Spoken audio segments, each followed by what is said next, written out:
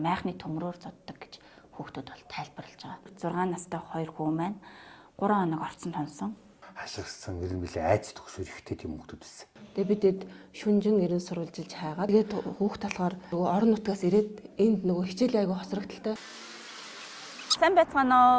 Би Баянзүрх дүүргийн хүүхэд гэр бүл хөгжил хамгааллын хэлтсийн 13 дугаар хорог хариуцсан нийгмийн ажилтан Сурмаа байна. Та бүхэн маань миний ажлын нэг өдөртөө танилцсан уу? Өглөөний минь сайхан амарсан. За энэ болохоор манай 13 дугаар хорооны байр. Хорон дотор маань өрөө хүрэлцдэг учраас миний өрөө ингээд уламжлалт эмнэлгийнхаа төр ингээд нэг өрөөнд ингээд байрлаж байгаа. Миний өрөөтэй танилцаад хэдүүлээ дуудлага мэдээлэл хүлээж авъя. Хүүхэд гэр бүлийн нийгмийн ажилтны Сурмаагийн хувьд өнгөрсөн сараас дадлагын оюутанд өөрийн ажлаа зааж өгч байна. Оюутнуудын хувьд хүний нууцыг задруулахгүй гэсэн гэрээ хийж байж дадлага эхлүүлдэг байна. Өглөөд ирээд бид нар энэ 108 дуудлага мэдээлэлээ энэ програмаар дамжуулж авдаг. Дуудлага мэдээллийг хүлээж авахын тулд тухайн нийгмийн ажилтан хувь хүний нууцыг хадгалдаг учраас энэ програм маань өндөр одоо тийм нууцлалын хамгаалттай тийм програм байдаг. Нэг дуудлага ирсэн байна. Тухайн дуудлага маань алга болсон хүүхдийн талаарх дуудлага юм шиг байна. Нэг тэргуунд бид нар энэ дуудлага мэдээллийг хүлээж авснаас хойш 24 цагийн дотор үйлчлэгээ үзүүлж нөхцөл байдлын үнэлгээг 24 цагийн дотор хийсэн байх ёстой байдаг. Баянзүрх дүүргийн 13 дугаар хороо нь 22 мянган хүн амтай 4,000 гаруй өрх амьдардаг. Нэгдсэн систем 108, 107 сургууль хороо зэрэг олон их сурвалжаас мэдээллийг цуглуулan ажилладаг байна. Хүүхэд гэр бүлийн нийгмийн ажилтан 7 хоног дунджаар 5 дуудлага мэдээлэл хүлээн авдаг гэлээ. Хороо болоо иргэн айл өрхтэй хамгийн ойр ажилладаг нэгжим. Даваа гарагийн өглөө нь өрх гэрийн хэмжээнд хаана хинэд ямар асуудал байна? Хамт хэрхэн шийдвэрлэх вэ хэмээн ярилцсаар төлөвлөсөөр тэдний ажил эхэлдэг.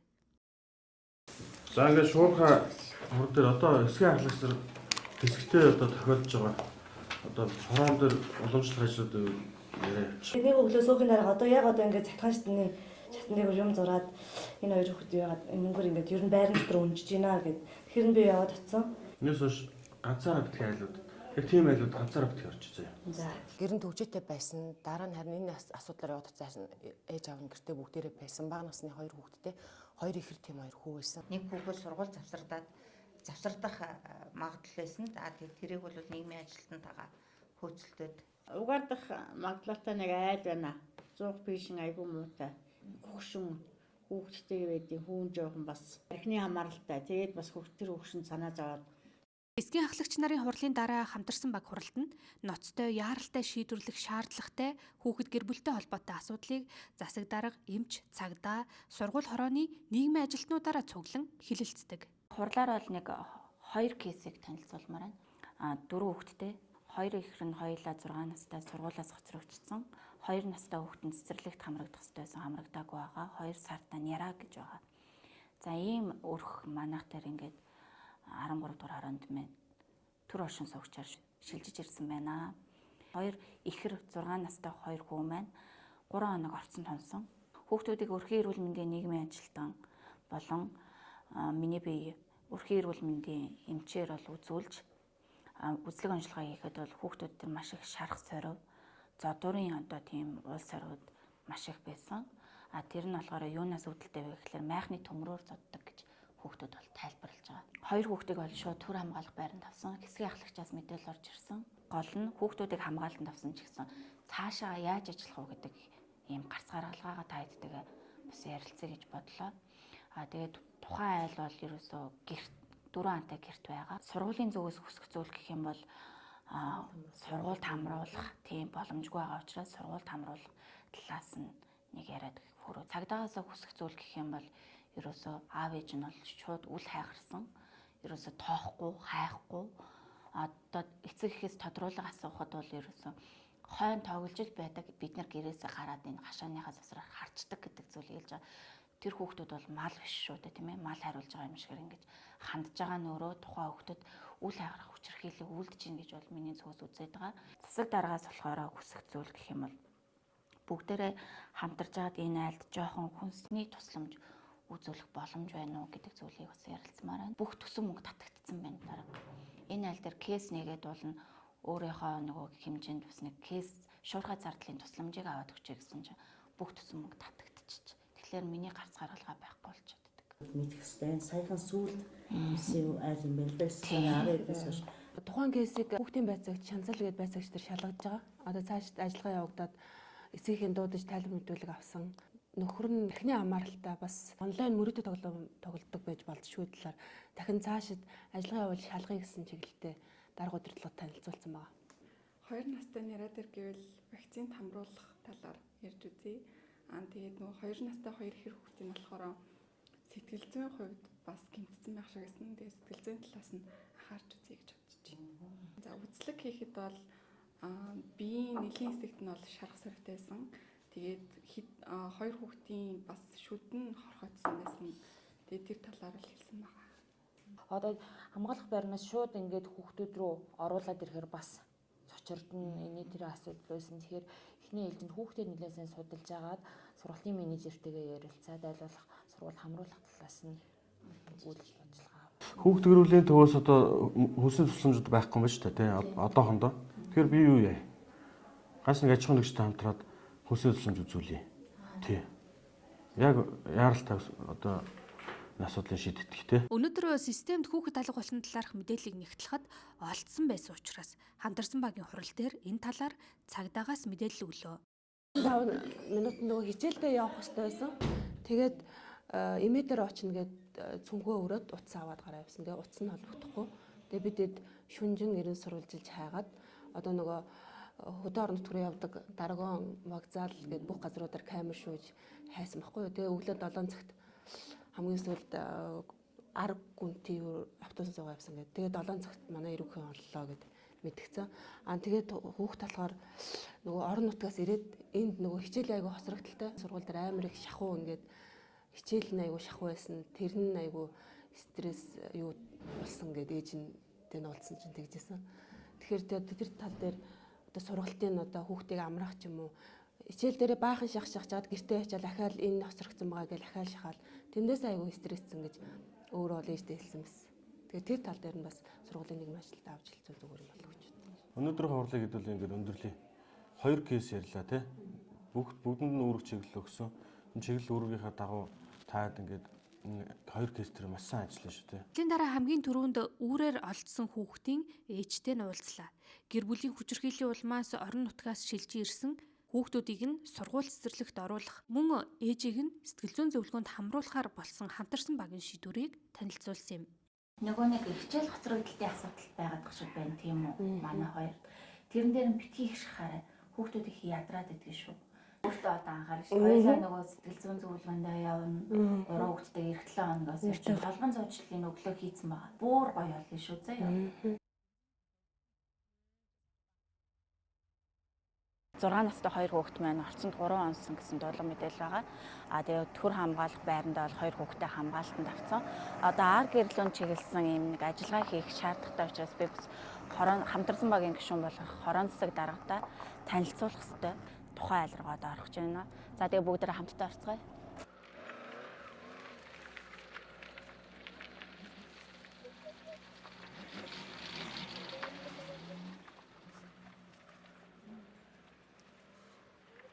Эдний вакцин чи яаж байгаа? Тэгээ. Уцруу чи ярьж үзв. Үтсэн холбогдох боломжгүй гэдэг. Айлдаа ирсэн боловч хөнгөө байна. Тэгээд тухайн айлынхаа уцруу залгахаар ерөөсө хоёулынгийнхэн дугаар холбогдох боломжгүй гэд. Тэгээ энэ бас нэг юм байгаа. Манай энэ кейсэн дээр одоо нөгөө хүүхдүүдийн 6 настай 2 хүүхдийн төр хамгаалах байранда би бол авцсан байгаа хамгаалтанда. Тэгэнгүүт 2 настай 2 сартай 2 хүүхэд нь ингээ хамт үлдсэн. Тэгээд энэ хоёр ингээд нийлээд ингээ хүүхдүүдэд хайхрамжгүй. Араас нь ерөөсөө хүүхдийнхээ араас хүүхдүүдэд авъя, тэгмээр байна. Хүүхдүүд маань яаж ийн гэд уул нэг эцэг их байна да нэг санаа зовдөг штэ. Ерөөсөө тийм анхаарал халамж бас тавьдгүй. Заримдаа бидний нөгөө миний бас нөгөө хийх үйлчлэгээ ингээд хаагдмал болчих гээд байдаг юм уу байдаг. Тэр үе дээр бас нэг хорон засаг даргатаа танилцуулаад бид нар хамтаараа бас баг бүрэлдэхүүнээрээ ингээд нийтээрээ бас энэ айл руугаа чиглэсэн тухайн кейс рүүгээ чиглэсэн үйлчлэгээ үзүүлэх бас гаргалгаа гарч ирдэг болохоор тухайн яг ийм онцгой нөхцөл байдал дээр хорон засаг даргаагаа дагуулж ирж бас танилцуулах шаардлагатай байдаг.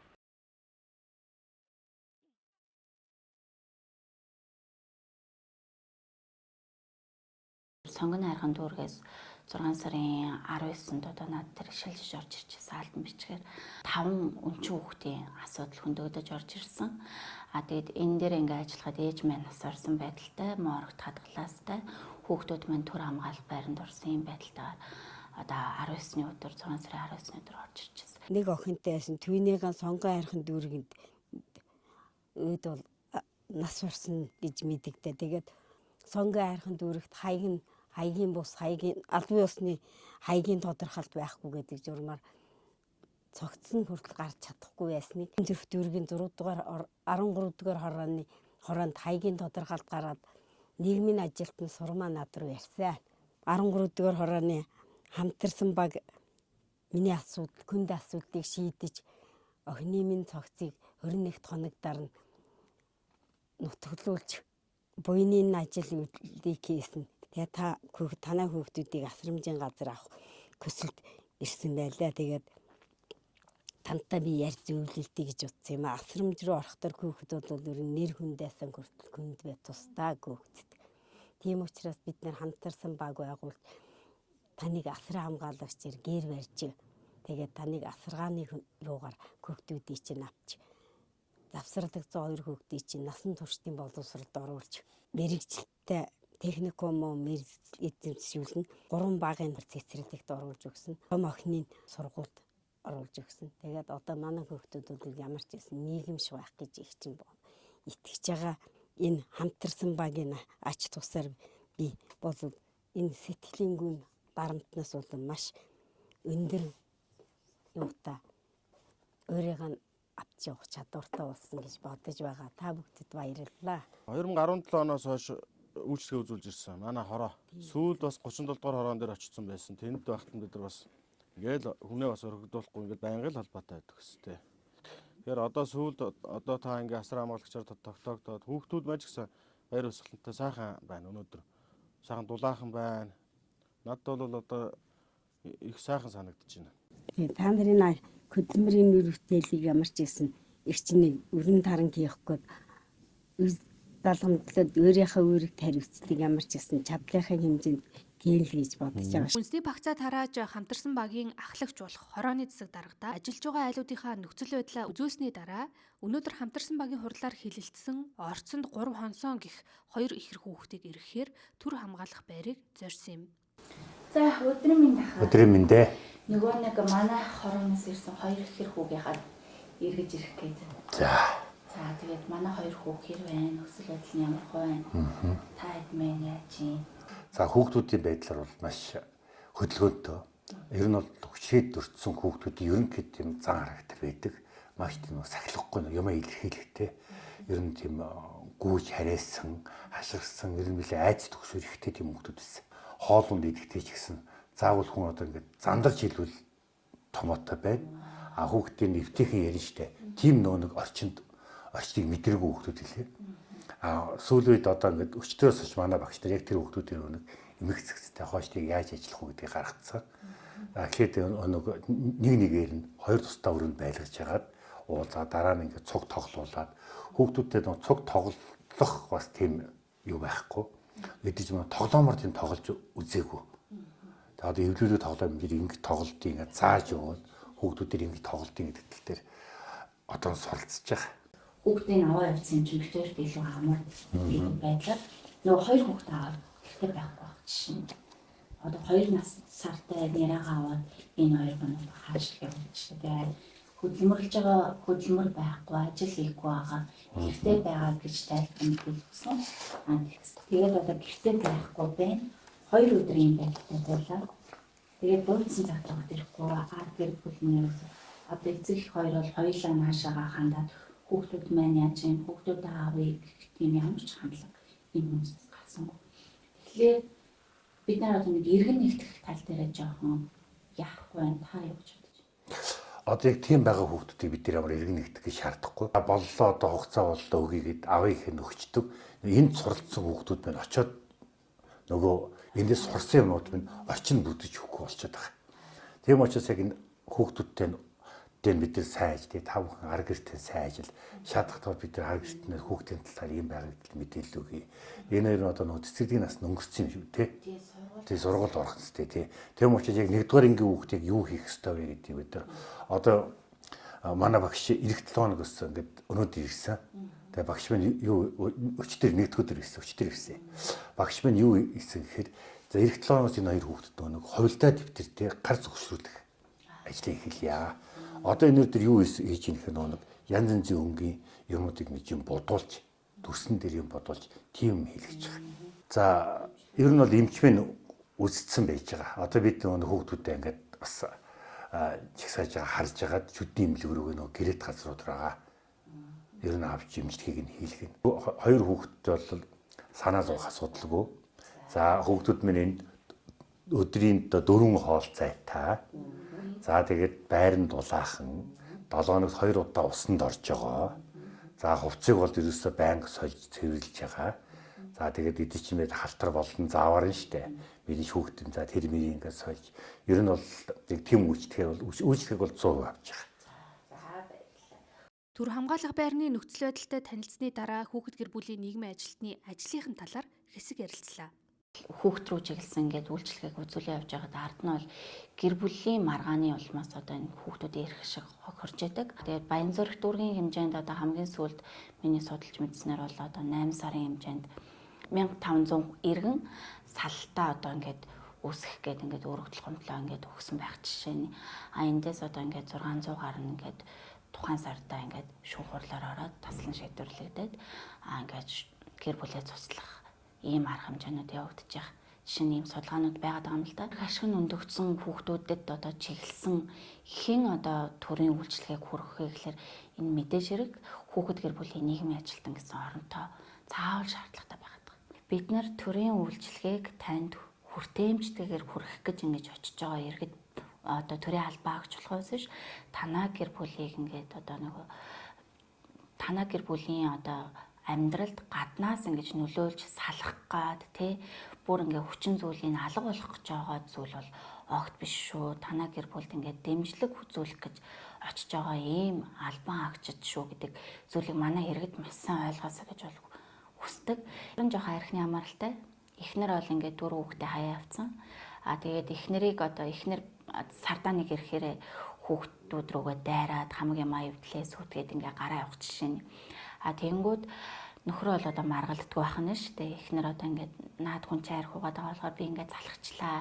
Одоо би дахиж эргэж очихгүй гэд яг ясам дээр энэ хинд гомдоод байгаа нь тий хэний үүрэг хариуцлагын одоо та ингэх ёстой, тэгэх ёстой гэдэг тайлбарыг өгөөд ахад л манай ээж минь одоо ойлгохгүй байх жишээ. Тэнгүүд л чи наад хүнээ архинаас нь гаргаад чаддгийм бол аваад суугаарай гэдэг үгийг анх одоо сонсоод тэр одоо яг юу гэсэн ч үгүй одоо тэр нь одоо байж болохгүй л дээ. Зүгээр би тухайн гэр бүлд одоо ийм юм байна, ийм үйлчлэгээ байна. Та одоо ингээх хэрэгтэй байна. Та хоёрын гэр бүлийн маргаанаас болоод хүүхдүүд ингээд хохироод байна. Хүүхдүүдийн ирэх ашиг ингээд зөрчигдөөд байна. Та үл хайхрах хүчирхийл ингээд үлдэхэд байна гэдэг зүйлийг тайлбарлаад одоо та ингээд гэр бүлийн элэг бүтэн ингээд аваад үлдэх шаардлага байна, үүсээд байна гэдэг зүйлийг тайлбарлахад хүлээж авч чадахгүй тийм одоо хүмүүс байдаг. Тэр нь одоо бидний ажлыг илүү одоо хүнд нөхцөлд оруулж яадаг. Бас манай яг хэлцээс бас нэг давуу тал байж байгаа. Хүнээс байн гуугаад авахгүйгээр бид нар шуурга тусламжийн үйлчилгээнийхээ маягтыг бөглөөд тухайн хүүхдэд хэрэгцээ шаардлагатай бүхий л боломжийн одоо хувьсах зардлуудыг гаргуулад хэрэгтэй юмнуудыг авч өгдөг. Энэ маань бидний ажилд маш их түлхэс болдог. Тэгээ иргэд бас энийг зөвөр ойлгоорой. Бид нар бол өөрсдөндөө гаргаж авдаггүй. Яг хүүхд рүүгээ чиглэсэн үйлчлэгээ гэдэг зүйлийг үйлдэж маш их бичиг цаас болж ээж бас энэ маягтаа бөглөж өгчиж бид нар энэ үйлчлэгээгээ бас үзүүлдэг байгаа. Би ч бас их гоё өдөр орсон. Валентины баяраар 2 сарын 14-ний өдөр орж исэн. Ягаад ч нэг тийм хайр түгээс өдөр орж исэн учраас одоо яг энэ ажиллаараа бас бусдад хайр түгээх юмсан гэж би бас зорддог. Миний зорилго хүүхэд болгон тэр бяцхан зүрх болгон айх айцгүй тэгээд бас нэг эрүүл аюулгүй орчинд халуун дулаан гэр бүлтэйгээ хамт хайр дунд өсөөсэй л гэж би одоо боддог. Айлуудаар мөн төр хамгаалах байраар очисны дараа нийгмийн ажилтны ажил дуусахгүй. Өдрийн үлдсэн хагас нь сургууль дээрх сургалтаар үргэлжиллээ. Бидний бас нэг ажлын чиг үүрэг дотор бас насан туршаагүй хүүхдүүдийн одоо хууль ёсны төлөөлөгчөөр бас бид нар бас оролцдог байгаа. За тэгээд одоо би цагдаагийнхаа нэгдүгээр хэлц рүү ороод нэг 16 та охиныхоо хууль ёсны төлөөлөгчөөр ингээд бас суух гэж байна. Хүүхдийнхаа хууль ёсны төлөөлөгчөөр оролцоод гараад ирлээ. Насан туршаагүй хүүхдүүдийн хууль ёсны төлөөлөгчөөр оролцсноор тухайн хүүхд чинь өөрөө нөгөө эрх зүйн чадамжгүй, хагас чадамжтай гэж үзэж байгаа учраас эрх зүйн бүрэн чадамжийг бий болгох үүднээс бид нар бол хажууд нь бас нөгөө тухайн байцаагчийг ямар асуулт тавьж гин, хөтөлсөн асуулт тавьж гин үү, тухайн хүүхдэдтэй холбоогүй зүйлийг тухайн хүүхдээс асууж гин үү, тулгсан асуулт асууж гин үү гэх мэтчлэн дээр нь хяналт тавьж ажилладаг байгаа. За манай энэ Баянзүрх дүүргийн 1-р хэлс дээр бол бүх эрхийг нь бол хангаж ажиллаж байна тухайн байцаагч маань. За тэгээ та бүхэндээ миний нэг ажлын нэг өдөртэй хамт байсанд баярлалаа.